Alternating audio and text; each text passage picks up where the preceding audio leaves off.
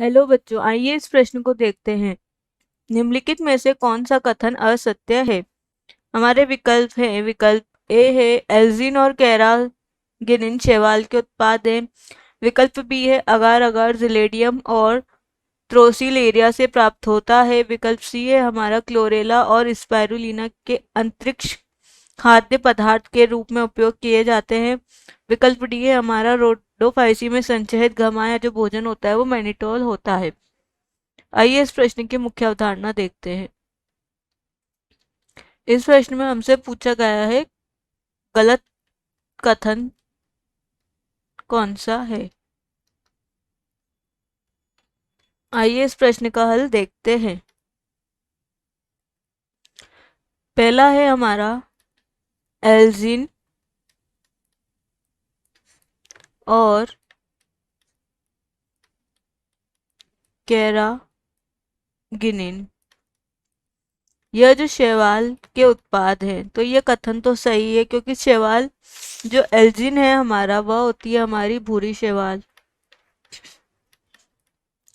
और जो कैरागिन होती है हमारी वह होती है हमारी लाल शैवाल।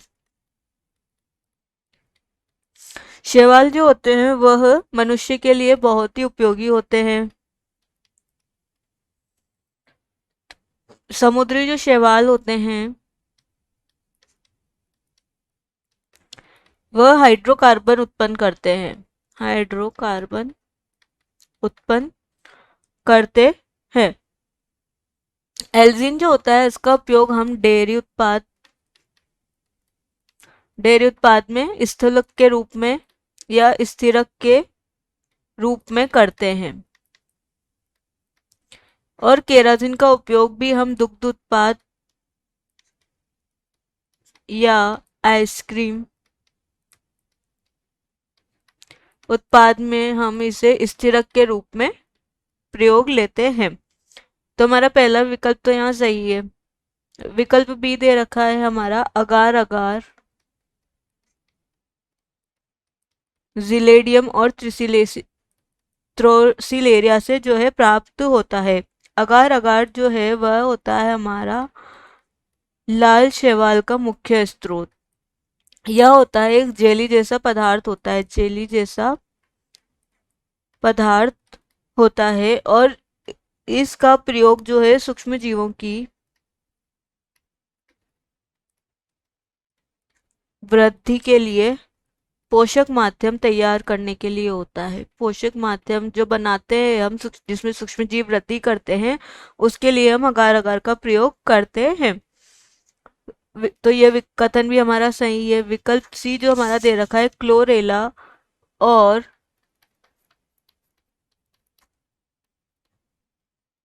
स्पाइरूलना यह जो होते हैं हमारे यह होते हैं जो क्लोरेला जो स्पाइरुलिना होते हैं इनमें प्रोटीन की जो मात्रा है, प्रोटीन की मात्रा बहुत ज़्यादा होती है। प्रोटीन बहुत ज़्यादा होगा तो इसमें ऊर्जा भी बहुत ज़्यादा प्राप्त होती है। इसलिए जो अंतरिक्ष यात्री हैं या अंतरिक्ष यात्री जब अंतरिक्ष पे जाते हैं तो क्लोरेला और स्पाइरुलिना को अपने साथ लेकर जाते हैं, क्योंकि इसमें क्या होता है बहुत उच्च मात्रा में प्रोटीन पाया जाता है, और इसके सेवन से क्या होगा, प्रोटीन उच्च मात्रा में प्राप्त होगा जिससे ऊर्जा भी ज़्यादा मात्रा में प्राप्त होती है। तो विकल्प सी भी हमारा सही है। विकल्प डी दे रखा है हमारा रोडोफाइसी में जो संचित जो गमा यानी भोजन होता है वो मैनिटोल के रूप में होता है। तो यह विकल्प यहाँ गलत है क्योंकि जो मैनिटोल होता है, मैनिटोल जो होता है वह होता है हमारा फियोफाइसी में संग्रहित भोजन होता है। फियोफाइसी में क्या होता है, संग्रहित भोजन होता है। और अपना ये जो रोडोफाइसी है अपना भोजन मैनिटोल के रूप में नहीं संचित करते, ये अपना भोजन लेमिनेरियन स्टार्च के रूप में संग्रहित करते हैं। और मैनिटोल के यौगिक जो होते हैं मैनिटोल जो यौगिक होता है उसके द्वारा यह स्थानांतरित करते हैं मैनिटोल यौगिक द्वारा, इनका क्या होता है, इनका स्थानांतरण होता है पूरे शरीर में।